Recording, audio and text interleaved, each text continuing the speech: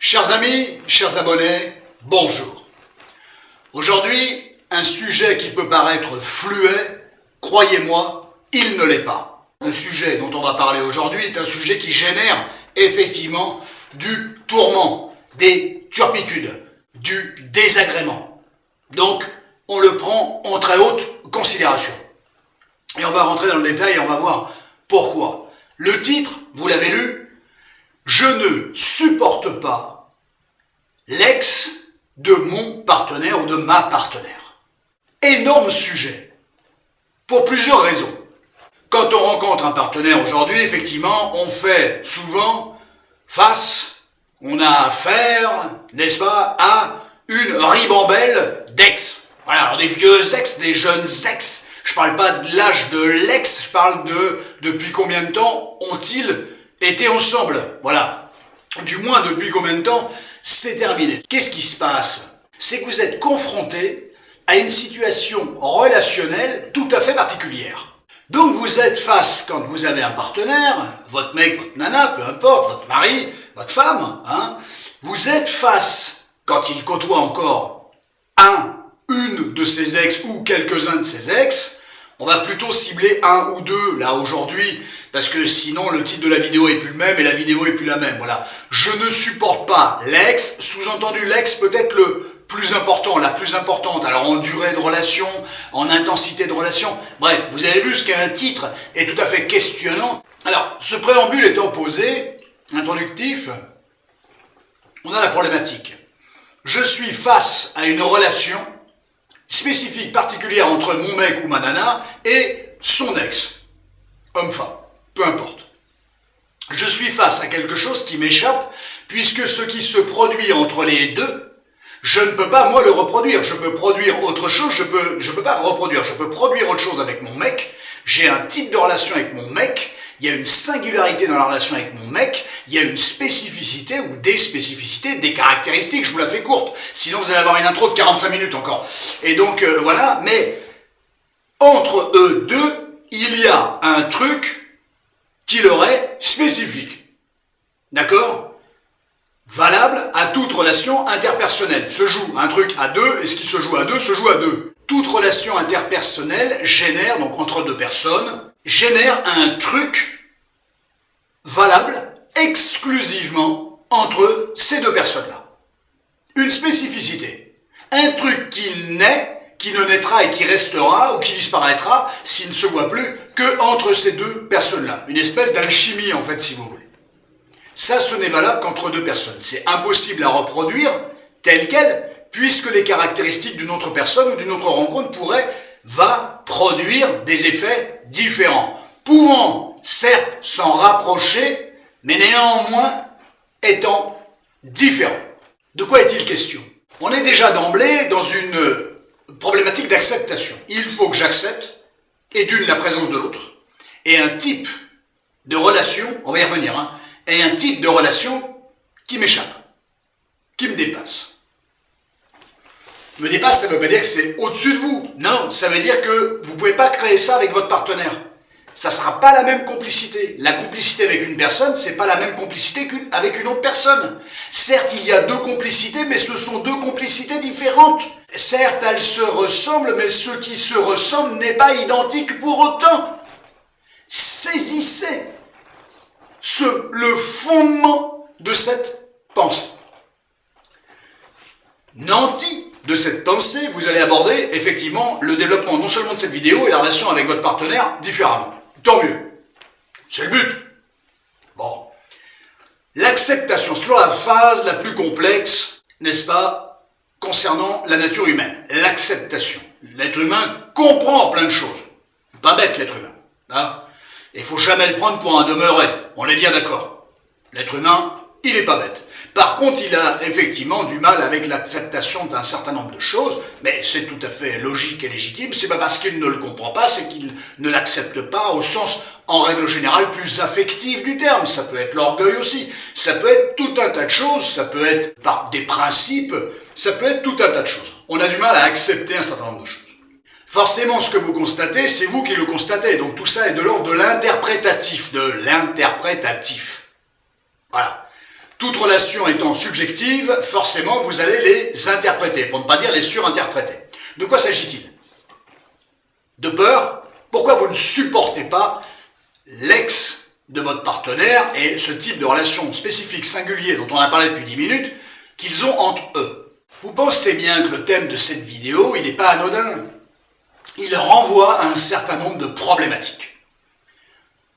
On va regarder celle de l'autre, celle de votre partenaire, mais on va surtout regarder les vôtres, bien évidemment. Alors de quoi s'agit-il? De peur, d'angoisse, de peur de ne pas être à la hauteur, de vouloir rivaliser avec quelqu'un avec lequel c'est peut-être pas forcément très intéressant de rivaliser, jouer votre propre partition, jouer votre jeu, bien évidemment. Quand vous êtes expert en violon, je suis franche, c'est pas mon truc, je vous le dis tout de suite. Quand vous êtes c'est très joli à écouter, mais je suis pas bon, je ne connais pas. Hein.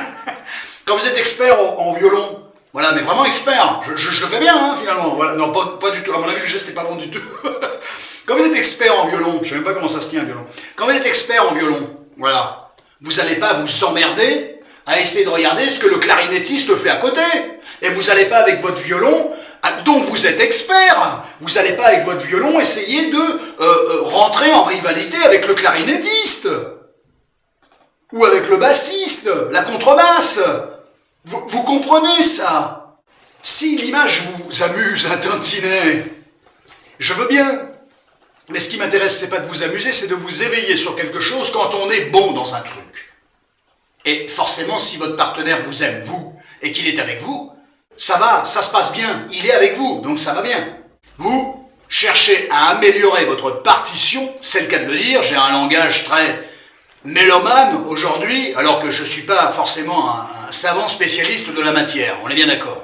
Mais néanmoins, attention de ne pas tenter de rivaliser avec quelqu'un qui, effectivement, n'est pas de votre registre.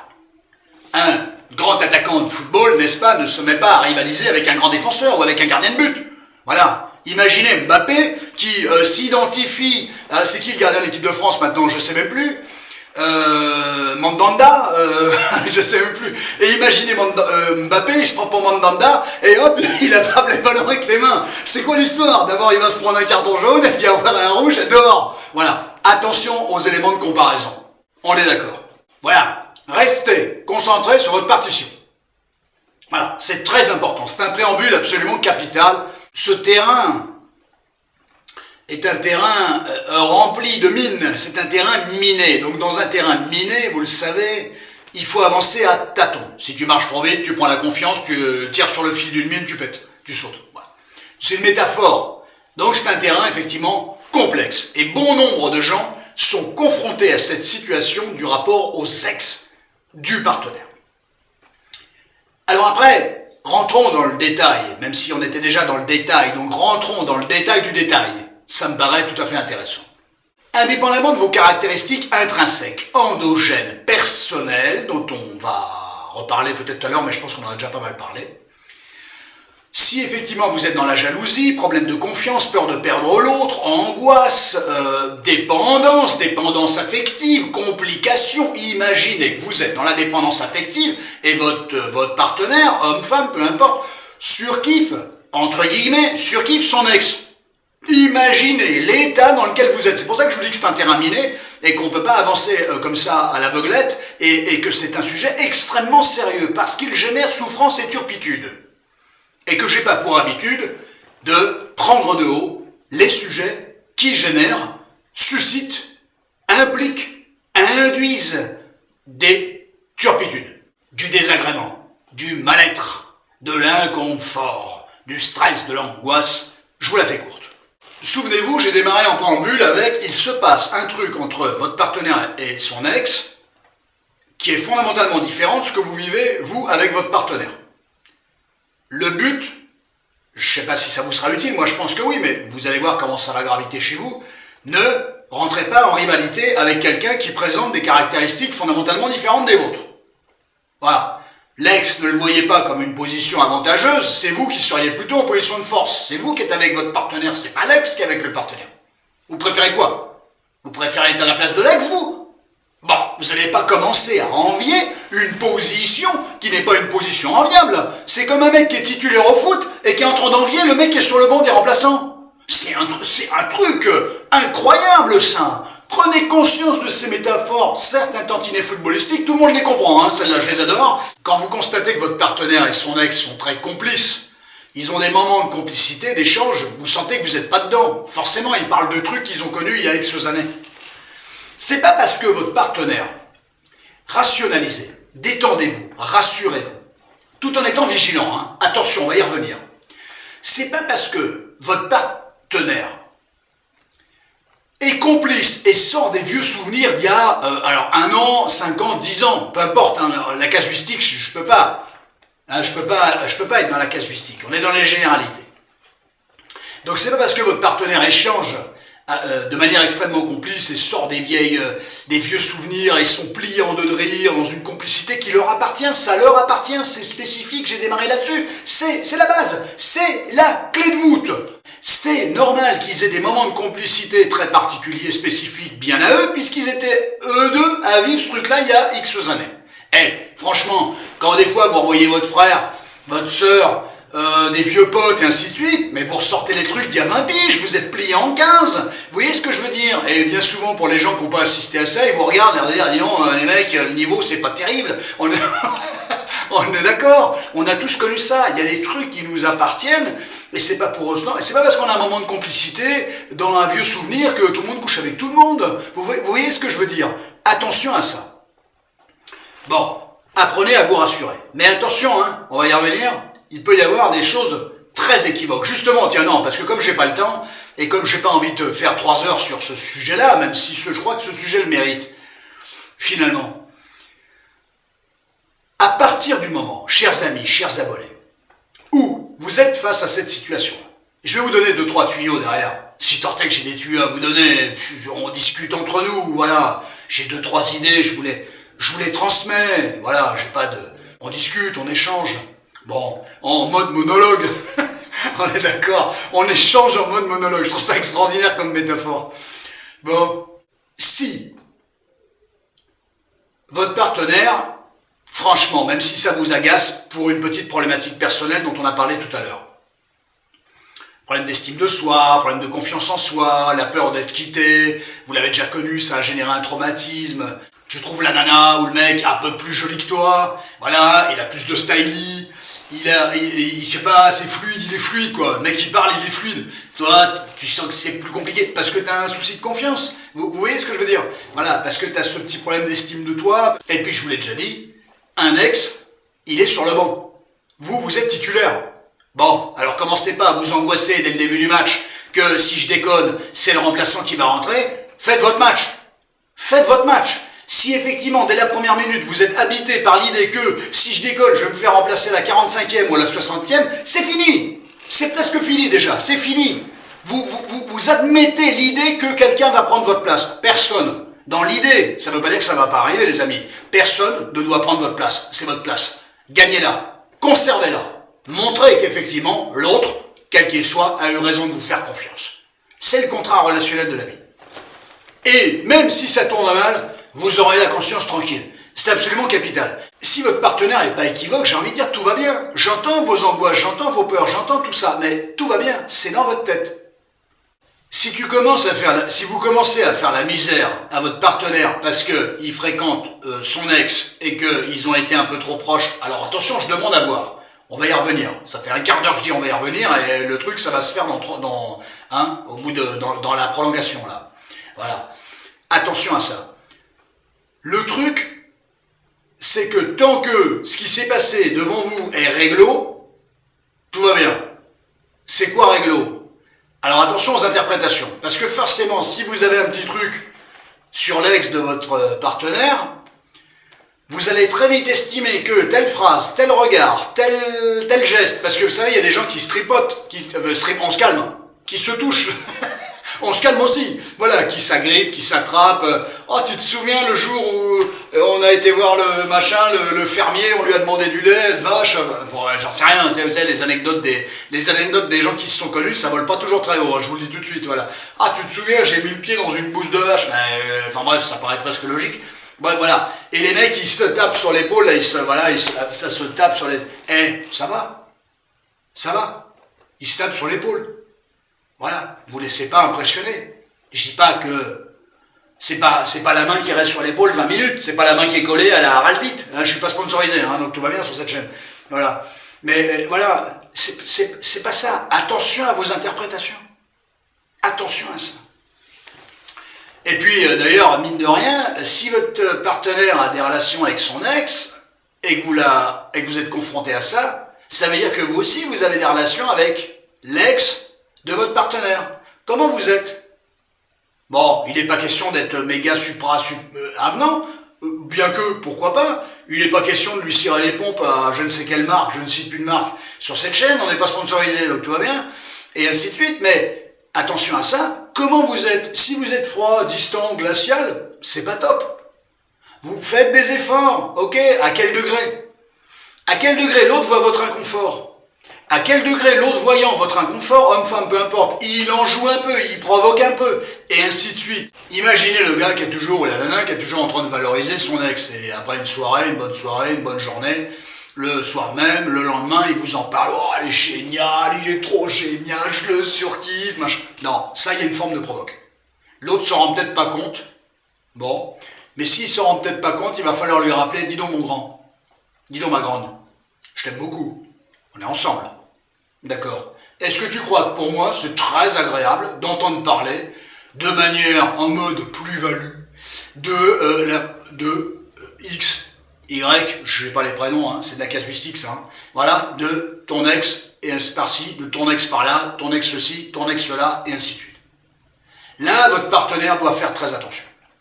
S'il ne sait pas faire attention à ça, ben, il va apprendre. Qui est-ce qui va lui apprendre? Vous. Et pas en mode je fais une crise de jalousie, méfiez-vous de ça, on en a parlé au début avec les caractéristiques. Il va apprendre en fonction de, écoute mon grand, ma grande, enfin mon chéri, ma chérie, je t'aime beaucoup, mais il n'est jamais bon de parler d'une autre personne comme ça en mode aussi valorisante, homme-femme. Voilà, moi, je suis pas fou de joie d'entendre ça. Tu peux ne pas comprendre ce que je te dis, mais je te demande de le respecter. C'est ça le truc. Tu peux ne pas comprendre, ou tu peux estimer que c'est une petite crise de jalousie, une petite crise de ceci, une petite crise de cela. Tu peux l'estimer, ça. Mais c'est pas une estimation que je te demande. On n'est pas la Sofresse. Ou au Tripsos. J'ai dit qu'on n'était pas sponsorisé. Putain, on est dans la merde. Et donc, je t'ai dit que je te demandais pas une estimation, mais entends mon propos et respecte-le. Et là, c'est un test énorme. Parce que est-ce que votre gars, votre nana, va entendre ce que vous lui avez dit et va effectivement se calmer? Parce qu'il sait que de trop parler de l'autre, ça vous fait pas du bien, voire du mal. Et là, il y a un très bon test. Si l'autre continue effectivement à « Oh, elle est géniale, ça fait trop longtemps qu'on l'a pas vue, il me manque, elle me manque. » Il faudra remuer encore dans les brancards pour dire « Dis donc mon grand, ma grande. Je t'ai déjà dit la dernière fois que ça me posait problème que tu en parles autant de manière aussi positive. Tu as fait fi de ce que je t'ai dit. Respecte-moi. Je te demande pas d'être d'accord, je te demande pas de comprendre, je te demande de faire attention à ça. Respecte-moi, entends-moi, respecte-moi. Me respecter, c'est prendre soin de ne plus me parler de l'autre à outrance et de manière aussi favorable et positive. Je suis pas fou de joie d'entendre ça. Ok, telle personne, elle est pas mal. Ok, elle compte pour toi. Ok, point barre. Pas la peine d'en faire autant. Petit recadrage obligatoire.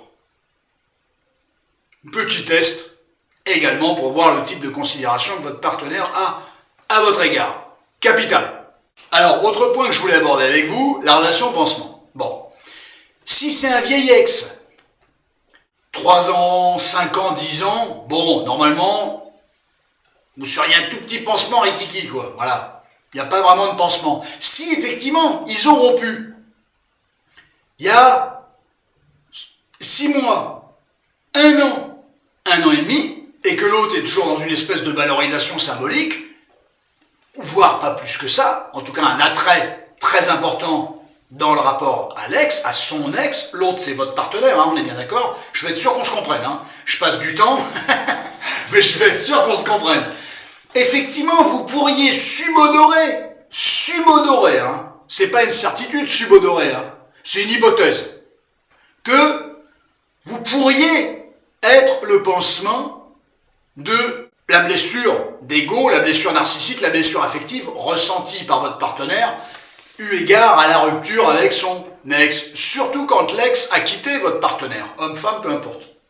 Alors je vais vous dire un truc, c'est pas que tout le monde ait le pansement de tout le monde, n'exagère en rien, mais à chaque fois que vous rencontrez des gens qui ont un parcours, qui ont des blessures, c'est le propre d'un parcours, effectivement on peut toujours être le pansement de quelque chose. Bon, après, c'est pas parce qu'on est le pansement de quelque chose que forcément vous n'allez pas devenir autre chose qu'un pansement, c'est-à-dire qu'une relation peut se tisser, s'organiser. Et c'est là-dessus que ça se joue. C'est pas je suis un pansement, donc laisse tomber, c'est mort. Non. Si vous abordez les événements de la vie en disant c'est mort, vous allez voir le résultat que ça va donner. Je vous le dis tout de suite. Donc non, je suis peut-être un pansement, je comble quelque chose, lui aussi comble pour moi. Vous savez, les pansements, ça marche dans les deux sens. Hein. Parce que bien souvent, quand l'autre comble quelque chose pour quelqu'un, croyez-moi, ça marche aussi dans l'autre sens. Parce que l'histoire que vous avez, vous, en vous rendant compte que vous êtes le pansement potentiellement, hein, c'est hypothétique. C'est une hypothèse de quelqu'un, cette personne-là est aussi le pansement pour vous, parce que vous aussi vous avez eu des ruptures. Donc fondamentalement, c'est toujours intéressant la relation pansement, celle très superficielle, mais si on écarte celle très superficielle, les premières rencontres après une grosse rupture, et ainsi de suite, ces petits bouts de relation qui durent 1 mois, 2 mois, pas plus, et ainsi de suite, d'accord, si on les écarte cela, il y a aussi d'autres pansements en dessous, c'est des plus gros pansements si vous voulez, mais c'est toujours des pansements. Je pense que les relations humaines, on est toujours le pansement de quelqu'un, toujours. Et l'autre est un pansement aussi pour soi. Voilà. Et on en attend d'ailleurs beaucoup de choses, et ce qui peut générer d'ailleurs les grandes déceptions, puisque finalement l'autre n'aurait pas le comportement que nous aurions rêvé d'avoir. Attention aux interprétations, attention à l'état amoureux, attention à ce que l'on croit, attention à nos espérances, attention à nos projections, et tout ce qui s'ensuit. On en a déjà parlé sur cette chaîne, on en reparlera, parce que là je suis en train de me rendre compte qu'il y a un gros thème qui arrivera, je lui trouverai un titre, et on rentrera dans le détail de ça. Vous devez être concentré sur ce que vous mettez en place avec votre chérie. Si vous êtes chieuse, emmerdeuse, emmerdant, emmerdeur, et ainsi de suite, voilà, peu importe. Ah, je veux pas que tu vois ton ex, moi je veux plus la voir, ah, je l'aime pas, je la déteste, et ainsi de suite. Prenez conscience d'une double contre-productivité. Sur 2 points. La première, c'est que c'est jamais bon de dézinguer quelqu'un comme ça, gratos. Jamais. Sauf si cette personne a tenté de vous nuire. Or, les ex qui vont et viennent dans votre univers, hein, style satellite, style orbite, hein, voilà. Et souvenez-vous de cette vidéo sur les rencontres 2.0 toxiques et les ruptures 2.0 toxiques, l'orbiting, vous savez, le mec qui tourne autour de votre planète, là, qui revient vraiment plus dessus, mais qui tourne autour, qui contrôle, qui surveille. Souvenez-vous de ça. On avait fait une vidéo tout à fait sympa sur les ruptures, les rencontres 2.0 toxiques et les ruptures 2.0 toxiques. Allez la visionner si vous ne l'avez pas vu. Alors tout ce qui est de l'ordre de ça, de la critique, de dézinguer l'autre, voilà, tu m'aimes pas, tu m'aimes plus, je sais bien que tu la préfères elle, je sais très bien que tu le préfères lui, mais vas-y, remets-toi avec lui, vas-y, remets-toi avec elle, tout ça est totalement contre-productif. Ce sont des réflexes d'être humain, complètement logiques, mais méfiez-vous de la logique des réflexes de l'être humain. Parce que ce n'est pas productif, ça ne valorise pas votre personne. On est bien d'accord. Donc, je sais, j'ai bien compris que vous tentez d'éveiller votre partenaire qu'il y a une souffrance, votre souffrance étant rattachée, à mon avis, à ce dont on a parlé au début de cette vidéo, hein, problème d'estime de soi, peur d'être abandonné, votre dépendance affective et ainsi de suite, voilà, votre problème de valorisation de vous-même, votre comparaison à des gens qui n'ont fondamentalement rien à voir avec l'autre, voilà, sur des critères, effectivement, qui ne sont pas plus subjectifs que cela. Attention à ça, mais en le faisant et de cette manière-là, je ne suis pas sûr que ça éveille votre partenaire sur le mal que ça génère chez vous. Il va le saisir, mais alors le souci, justement, la double contre-productivité dont on parlait tout à l'heure, c'est que votre partenaire, il va l'entendre. Lui, il va l'entendre à sa sauce, et lui, faire sans son ex, vu que ça se passe bien, il peut pas faire, il sait pas faire. C'est ça le problème. Alors, méfiez-vous aussi d'une chose, c'est que quand vous commencez à psychoter un petit peu comme ça, je suis sûr qu'il va se passer un truc, je suis sûr que ouais, bah, méfiez-vous de vos certitudes, vous allez finir par créer des certitudes. Voilà. Et plus vous allez commencer à rentrer dans la tête de votre partenaire que potentiellement il pourrait se remettre avec son ex, je suis pas sûr que ça soit un bon message à faire passer. Je vous le dis tout de suite. Méfiez-vous. Alors, c'est vrai qu'il peut y avoir des indices, c'est vrai qu'il peut y avoir des signes, il peut y avoir des signes. Bon. Et il peut y avoir aussi, surtout, un truc très subjectif, une intime conviction. Voilà. Mais votre intime conviction, elle ne repose pas sur une grande neutralité parce que vous êtes prise affectivement par l'affect eu égard à votre partenaire. Donc, votre intime conviction, elle est drivée par votre tissu émotionnel, vos peurs, vos croyances, vos fausses croyances, vos angoisses, et ainsi de suite. Bon, alors méfiez-vous de votre intime conviction interprétative. L'intime conviction, quand on est au cœur d'une relation, ça ne veut pas dire que vous ne l'avez pas. Ça ne veut pas dire qu'elle n'existe pas. Mais sachez qu'elle est prise, elle est induite par des mécanismes qui se mettent en place, eu égard à la situation, peur, stress, angoisse, abandonnisme, crainte, projection négative, et tout ce qui s'ensuit, trouble de confiance, manque d'estime de soi, et ainsi de suite. Voilà. Donc, votre intime conviction va être prise par ça. D'accord? Et même renforcée par ça. Donc, attention à ça. Fondamentalement, cette relation de couple dans laquelle vous êtes avec votre partenaire, elle doit reposer sur le respect. C'est une équipe. C'est une équipe qui repose sur la notion d'amour, bien évidemment, mais particulièrement de respect. On ne fait pas quelque chose, on n'impose pas quelque chose à quelqu'un qui, et d'une, n'en est pas demandeur, et de deux, quand on le lui impose, le vit très mal. J'entends que ça pourrait être très frustrant. Si votre partenaire, effectivement, a besoin de fréquenter son ex, qu'il se voit à l'extérieur. Attention, s'il se voit à l'extérieur, c'est-à-dire pas devant vous, histoire que vous ne psychotiez pas toute la soirée, attention de ne pas rentrer dans un truc complètement imaginaire. Je suis pas là, donc je peux pas contrôler, donc il peut se passer tout un tas de trucs. Là, vous êtes mal barré. Je dis pas que vous avez tort pour autant, mais vous rentrez dans un truc qui est très aliénant, là. Parce qu'il y a un vrai problème de confiance. Alors déjà, peut-être principalement en vous, mais il y a un vrai problème de confiance en l'autre. C'est pas parce qu'ils vont se marrer en se tapant des bières ou ainsi de suite que forcément ça veut dire qu'ils vont coucher à la fin de la journée. C'est ça qu'il faut arriver à comprendre. Attention à ce genre de truc. Je dis pas que c'est pas impossible que ça ait lieu, mais ça veut pas dire que ça va forcément avoir lieu. Vous voyez ce que je veux dire? Voilà. Attention à ça. Tout est possible, bien évidemment. C'est vraiment une histoire de confiance. Donc le plan, je veux que ça se passe ici pour pouvoir contrôler, il faut pouvoir le gérer. Et attention de ne pas broder sur effectivement des indices qui vont se présenter à vous et qui vont vous mettre la rate au courbouillon. Hein, on est d'accord, attention à ça. Voilà. Plus vous allez vouloir avoir le contrôle, le regard même noir, méfiant, voilà, plus effectivement vous allez psychoter sur cette relation entre votre partenaire et son ex. Demandez à votre partenaire, faites ce que vous voulez, demandez à votre partenaire d'arrêter de fréquenter ou de réduire ses fréquentations avec son ex, et la complicité qu'ils ont me semble être contre-productif. Qu'est-ce que votre partenaire va faire de ça? Et au contraire, l'aspect double contre-productif dont on a parlé tout à l'heure, c'est que votre partenaire va vous voir comme une empêcheuse de tourner en rond ou comme un empêcheur de tourner en rond, comme un jaloux, une jalouse, un aigri, et ainsi de suite, voulant contrôler sa vie, machin. Et ça risque de se retourner contre vous. Je ne dis pas qu'il faut faire des grands sourires, je vous ai dit que si votre partenaire était un petit peu trop enflammé sur l'idée de son ex, enflammé, on se calme, dans le sens il est génial, elle est géniale, pas dans le sens elle fait des trucs au lit extraordinaires, on se calme.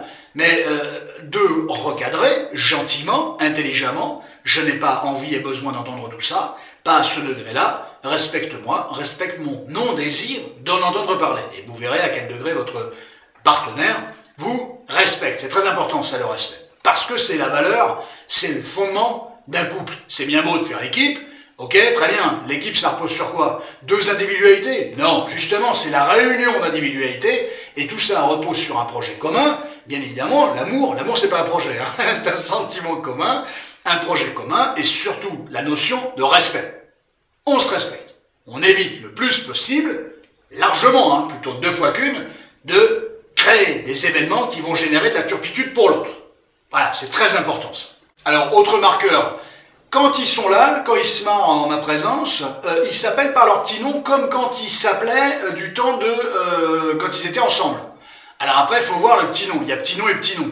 Imaginez votre mec, il a un petit surnom, et la nana a un petit surnom. Ok, ça passe. Si ça devient du bébé, du chéri, du chaton, du my darling ou je sais pas quoi, là ça va pas du tout. Attention à ça, je veux pas qu'elle t'appelle comme ça, je veux pas qu'il t'appelle comme ça, ou c'est pas que je veux pas, c'est que je trouve ça dérangeant, compte tenu que vous n'êtes plus ensemble. C'est très important de voir la réaction de votre partenaire. Voilà, comment il vulgarise ça, ou comment il dit oui, c'est vrai, t'as pas tort, voilà. Et comment lui va se positionner par rapport à son ex pour dire, bon, écoute, on s'entend super bien, c'est génial, notre complicité est géniale, mais ces petits noms-là, on les met de côté. On les met de côté d'ailleurs, entre nous, pas de problème, mais ça dérange ma nana ou ça dérange mon mec, donc on s'appelle pas comme ça. Ça serait pas mal. C'est intéressant de voir comment vous pouvez actionner des leviers de communication pour voir comment faire évoluer la situation. Favorablement, je vous ai donné 2-3 tuyaux pour éviter les aspects défavorables qui pourraient se retourner contre vous. Attention à ça. Alors, autre chose, peut-être la dernière, le fait d'afficher leur complicité au grand jour. Alors, faut se méfier, hein. C'est pas un vieux gars comme moi qui va tomber dans le panneau, hein, on est bien d'accord. Mais je pense que, globalement, je dis bien globalement, c'est plutôt bon signe. Parce qu'il y aurait un côté là-dedans, la conscience tranquille. On enlève, on met de côté le côté provocation et ainsi de suite, mais il faut le mettre de côté. S'il y en a un, il faut recadrer, on en a parlé tout à l'heure. Je pense que d'afficher ça au grand jour, alors le mec il est avec son ex et il met 10 photos de lui et de son ex, il y a un problème, hein. On se calme aussi hein, là-dessus, hein. On est bien d'accord, petit recadrage possible. Ça ne veut pas dire que vous allez être entendu, mais ça vous permettra de voir quel différentiel fait votre partenaire par rapport à son ex et par rapport à vous. Attention à ça. Voilà, le côté assumé me semble effectivement plutôt bon signe, plutôt favorable. Parce que quand les gens ont quelque chose à cacher, en général, ils le cachent et ils ne se laissent pas aller à une certaine spontanéité, n'est-ce pas? Donc, ça pourrait être un signe tout à fait intéressant. Là où vous le preniez pour un truc extrêmement négatif et péjoratif, ça pourrait être un signe d'une façon de fonctionner de personnes qui, effectivement, auraient plutôt la conscience tranquille. Après, si votre partenaire est plutôt assez clean, mais que l'ex, homme-femme, lui fait du gros rentre-dedans en votre présence, c'est pareil. Vous allez vous en rendre compte, votre partenaire peut-être aussi, il doit y avoir quelques recadrages. J'ai pas aimé la manière dont ton partenaire t'a parlé ou a agi avec toi. Voilà, vois ce que tu peux faire, d'accord? Et puis vous verrez les fois d'après si ça évolue. Voilà. Attention par contre pour, vous savez, une relation avec l'ex devient forcément une amitié, une forte amitié d'une certaine manière. Exiger que votre partenaire ne fréquente plus son ex me semble contre-productif. Je ne vous empêche pas de le faire, je ne vous empêche de rien, vous n'êtes pas des marionnettes, je vous l'ai déjà dit. Bon, on est d'accord. Mais attention à ça, soyez conscient que votre partenaire ne va pas vous entendre comme bon vous semblerait. Il va vous entendre à la mesure des affects qu'il a pour son ex. Donc forcément, il faudra qu'il fasse un espèce de la part des choses. Un petit peu vous entendre beaucoup, j'espère, un peu beaucoup vous entendre, et aussi en fonction des sentiments. Alors sentiments, et l'amitié c'est un sentiment, hein, ça ne veut pas dire on couche, hein. On est bien d'accord. Voilà, et ça, prenez conscience que votre partenaire, homme-femme, va être obligé de composer avec les deux, avec votre requête, louable, noble, légitime, mais aussi avec son besoin, son attrait pour la fréquentation de son ex. Et le juste milieu est un truc, vous savez, c'est un savant, un truc qui n'existe pas. On est bien d'accord, ça n'empêche pas de s'en rapprocher. On en a déjà parlé sur cette chaîne. Attention à ça, voilà. Mais prenez conscience que votre partenaire n'ira pas à 100% dans votre sens, parce qu'il est tiraillé. En fait, tout simplement, non pas tiraillé dans ses sentiments, non, c'est qu'il a tout simplement envie de côtoyer une personne qui lui fait du bien, qui lui apporte quelque chose que personne d'autre ne lui apporte, et que forcément, il ne voudra pas s'asseoir là-dessus. Voilà. Après, je vous laisse faire, hein, voilà. Je vous explique que ne soyez pas étonné que votre partenaire n'aille pas totalement, pleinement, 100% dans votre sens, et ne vous comprenne pas à 100%. Il ne peut pas, puisqu'il est lui-même pris dans une relation affective, amicale probablement, avec un partenaire, et qu'on ne peut pas entendre l'un et effectivement s'asseoir sur ses besoins et ses désirs relationnels. C'est impossible. Il doit y avoir un juste milieu. Donc ne soyez pas étonnés que en vendant du 100% d'un discours, vous ne récupériez que 50%. C'est une image, les amis. Et 50%, c'est peut-être déjà pas si mal. Voilà. Libre à chacun. Attention à vos exigences. L'exigence relationnelle entre deux personnes complices, la marge est très restreinte. Moi, je vous le dis tout de suite. Voilà, on a à peu près fait le tour. Il y a des choses que vous maîtrisez relativement bien, des choses que vous ne maîtrisez pas. Je crois qu'il ne faut pas essayer de les maîtriser. Si votre partenaire est globalement rassurant, j'ai envie de dire tout va bien. Donc voilà, je vous ai dit que ce sujet, putain, j'avais juste une petite page d'écrit, j'avais juste quelques lignes notées sur un bout de papier, je suis à une heure de vidéo. Alors là, c'est affolant. Mais la manière dont on a analysé et décortiqué le truc, ça me paraissait vachement intéressant.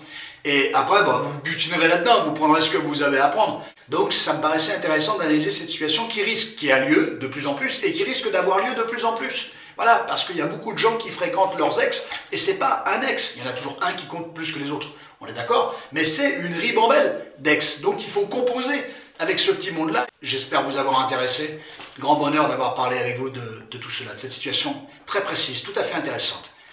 Complexe, désarçonnante parfois, mais tout à fait intéressante. Prenez tous grand soin de vous. À très bientôt.